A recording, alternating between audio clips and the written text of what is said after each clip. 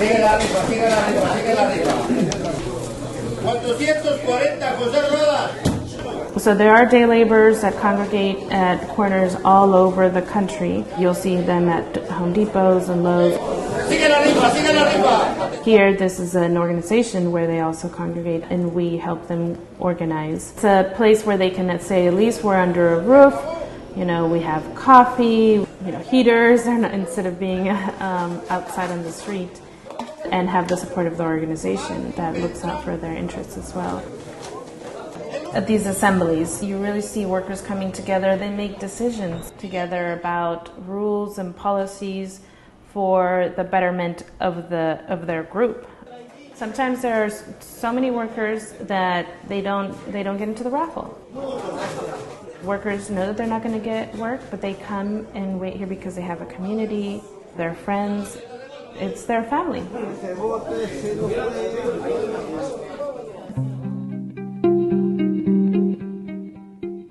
It's about community. It's about building trust and about standing up for each other. And I have value, you have value too, and I will stand together with you, and I'll put myself on the line to stand up for your value as well, to stand up for your dignity, and to stand up for your worth. And it's reciprocal. I mean, there is an expectation that you'll stand up for each other, and I mean, that's what really any good community should do,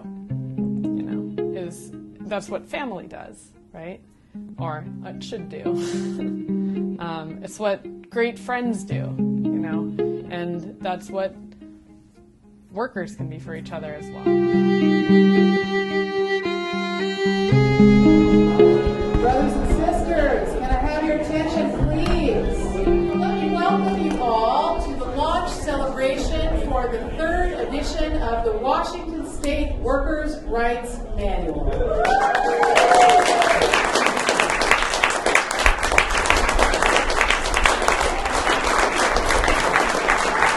So we have various regulations and laws and rights that protect working peoples, but it's very rare that people know about them, much less how to use them. And that may not be accidental. We have a number of goals around the Workers' Rights Manual. Most important, of course, is to make workers' rights accessible to them. For the vast majority of young people particularly, who were trying to figure out how to succeed in this very, very difficult economy, when they go to learn how to be a welder or a painter or a nursing assistant, they are almost never taught just the basics about wage and hour laws, about anti-discrimination laws, about their right to take leave. I mean, I've asked college classes. These are people who are college students, well-connected, well-educated, good at looking things up. How many people know what to do if you spotted a serious safety problem in your workplace? Out of a class of 40 or 50, 3 or 4 people would know what to do. We are working with high school teachers. We are working with union reps. We are working with college teachers. And we are working with community-based educators to make sure that this manual is usable and teachable in every one of those settings. Workers' rights don't mean anything by themselves. They're things that you have to fight for. And you don't just have to fight to pass them. You have to fight to make sure that they're enforced. I think the manual is a really great organizing tool to show people when you're coming together at a work site to say, okay, it's not just wrong, it's not just unfair, it's also illegal.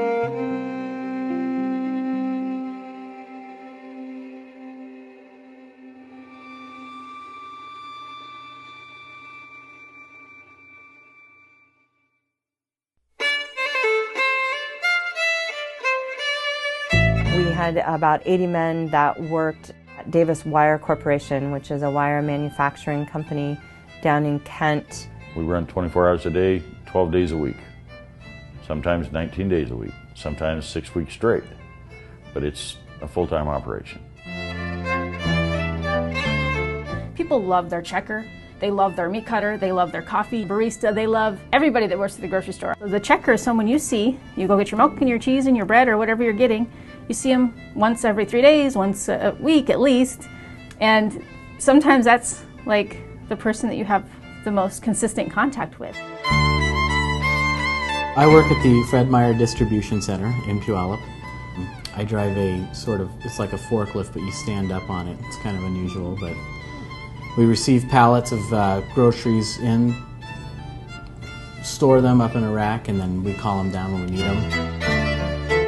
In the mid-90s, we started organizing what are called family child care providers, and these are women who open small businesses in their homes and take care of kids. And I was licensed for 12 children, 6 weeks to 12. And I did that for 13 years and loved it, love it, love it. Hard work, but I love it. There were a lot of terrible things that had happened over the years, you know, injuries and stuff like that, and the foreman would tell you, get a Band-Aid, get back to work. There's kind of an invisible world of workers who don't get enough hours, they have unstable work schedules, difficult to take care of family, difficult to pick up kids when you don't know what your schedule is until the Thursday before it's posted. We didn't have a contract with the state. We didn't have any medical care. When there were problems with licensing, we didn't have anywhere to go fall back on. We didn't have any recourse. They have you on what they call a standard. It's kind of like a quota. And if you don't meet that quota, you're given a warning, and if you don't do it again, another warning. If you don't do it again, you're fired. When you requested a day off, they wouldn't give it to you. So you had to call in sick to get a day off. Our workers at Davis Wire would take their lunch at their workstation next to a vat of molten zinc and heavy metal dust, or around these big winders or big machines, and never thought twice about it. You know, one guy got both his arms broke, people had fingers cut off, people were terminated, or they attempted to terminate people for injuries instead of fixing the problem, which was the machine, which we were complaining about, but we were just whining employees. It's an environment where they absolutely will take advantage of you if you don't have protections, if you don't have a union, if you don't have people that are willing to stand up for your rights. Especially in this day and age, sick leave we shouldn't even be talking about this. People should be able to stay home if they're sick, especially if they work with food. Most of us did not meet the guidelines for health care, so we couldn't afford to be sick. Didn't realize I had the right to say no, and I didn't realize, you know, I was supposed to go to the clinic. There's no book you can pick up and read that's like a guide to follow. High is the smell, low is the pay, long are the hours, why do we stay? Without a union, whatever setting you're in, the employer calls all the shots.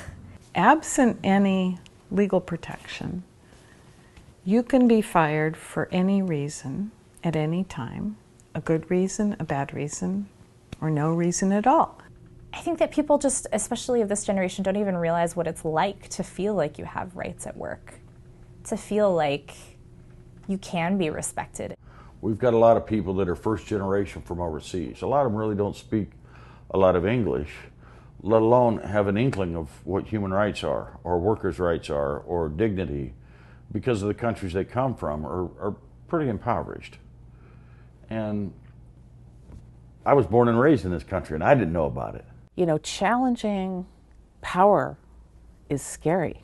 I've had very big, beefy, burly men who've been very afraid and expressed that fear. It's quite illegal to have workers sign a statement that I won't join a union. It's been illegal since 1932. But employers do it anyway, big corporate chains. Contractors statewide are abusing workers and ignoring labor laws. In a lot of cases, they threaten or try to retaliate against the worker. And Williams would pay workers a fraction of what they were owed and then would report them to immigration if they complained. A lot of times they're the only person in their family that has a job, so they weren't going to jeopardize that. And I don't blame them. In all of the cases of our workers who have ultimately decided to withhold their labor, there has been really a deep belief that they deserve more. Is it morally right to treat somebody bad just because you want to make, a few extra dollars? To me, it's not. a lot of immigrants do say, well, this is not my country. I can't come and demand or say, this for me or that for me. But when we say, look, you're a human being, you get to demand to be respected as a human being, no matter where you are. If you really believe that what you're doing makes a difference, if you really believe that something better can result from it, then that does give you the courage to do it. It was a pretty deep sense inside of me of what's right and wrong. Once I was able to sort of take that first step, you know what, I am going to call my steward in the next time my boss wants to talk to me. I don't care how it looks. I don't care how scared I am to do it. Once I did that, it became easy, because then I saw what a difference it made, and then it felt great.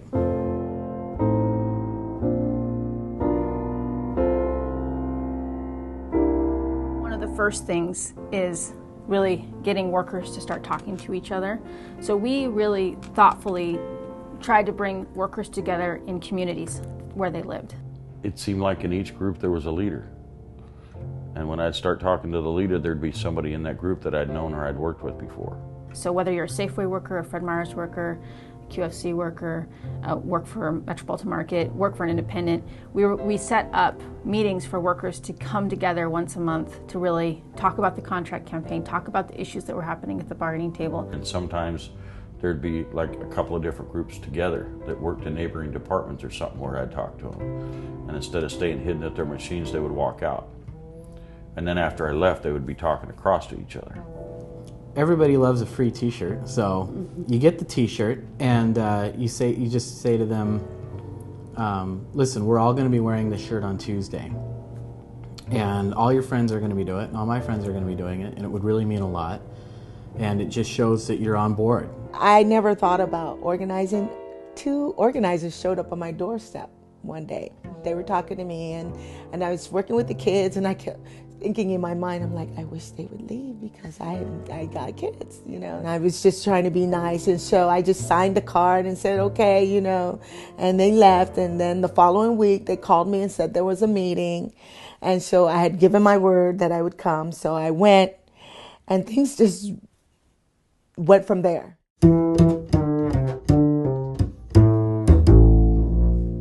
When groups of people come together for mutual assistance, that is a transformative experience.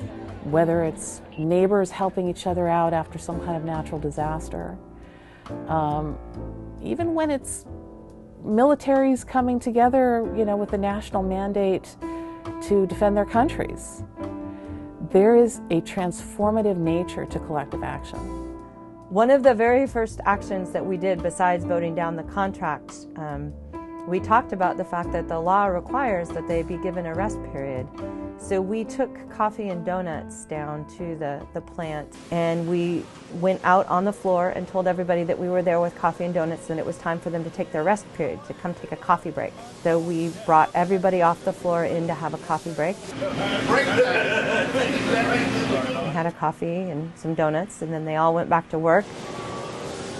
And when the workers were given permission to take a rest break, they felt like they were more powerful. I went to the first meeting. I got there, and I'm like, okay, what's this? I'm like, it's going to be a bunch of ladies, just, like a PTA meeting. When I heard the stories of the different ladies, the different daycare providers, and what they were going through and their frustration, I immediately felt a sisterhood.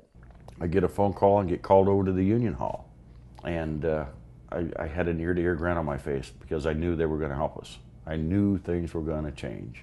You know, out in Enumclaw, we had like 75 people.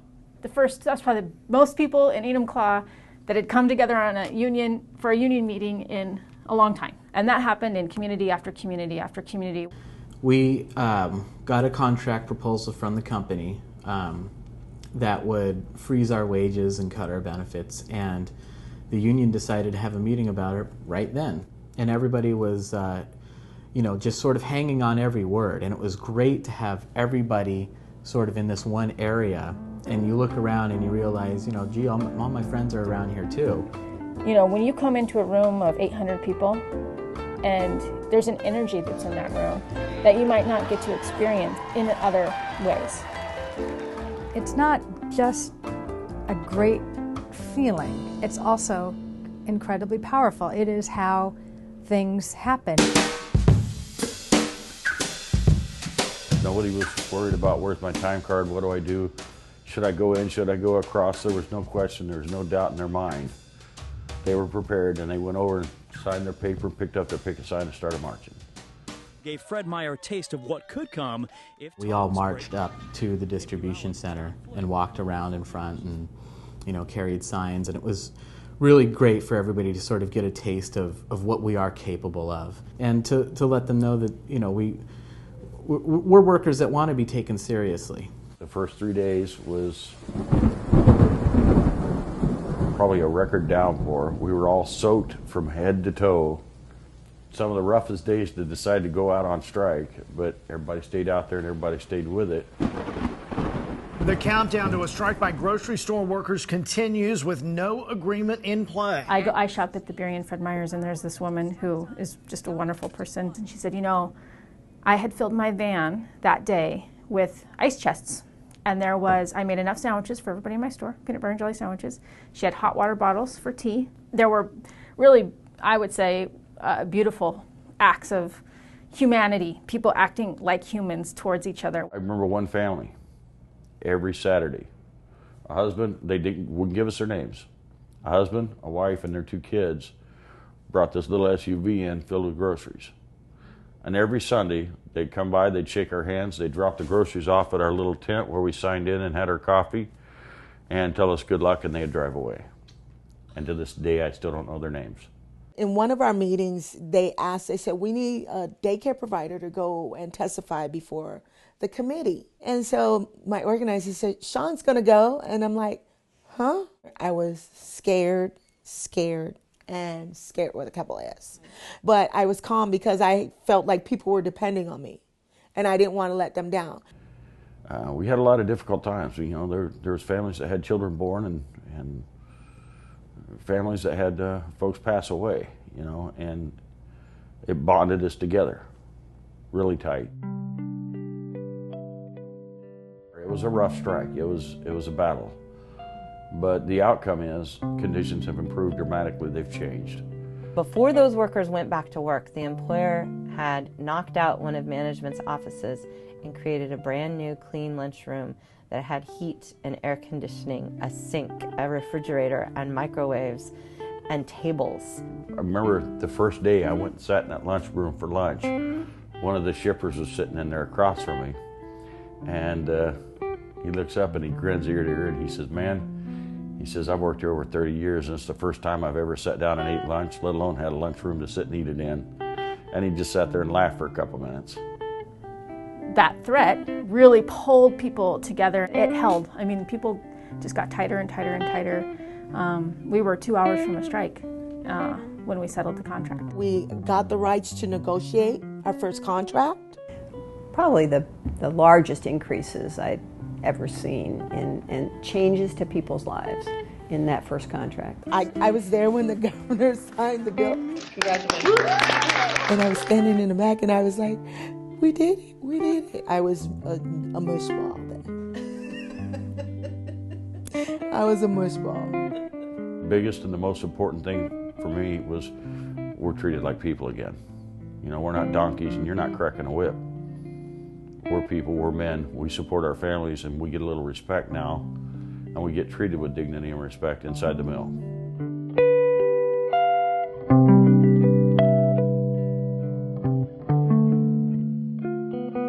When we want respect.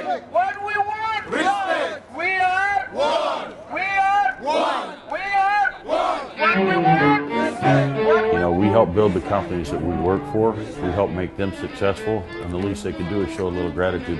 Corporations have waged a multi-decade-long campaign to go after unions. That is one of the things that we are losing in terms of our sense of community and the sense of commitment to our communities that union workers really bring. People in the workplace are the canaries in the coal mine. It's a form of democracy. This is what I want my students to look at when they stand up for themselves and engage in concerted activity with other workers. It's just an extension of what we say we believe in this country but don't encourage. Your sense of community as a whole is what drives you.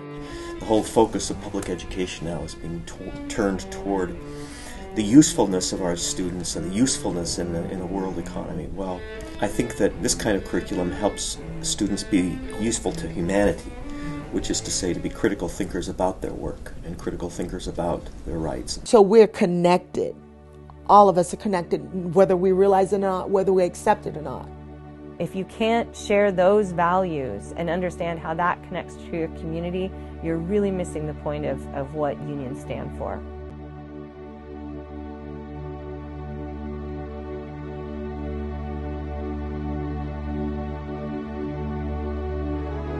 You've got to be disheartened, no matter who you are, by the lack of participation in our democracy in this country. You've got to believe that there's a way to get people to care and think about what's going on around us and to engage.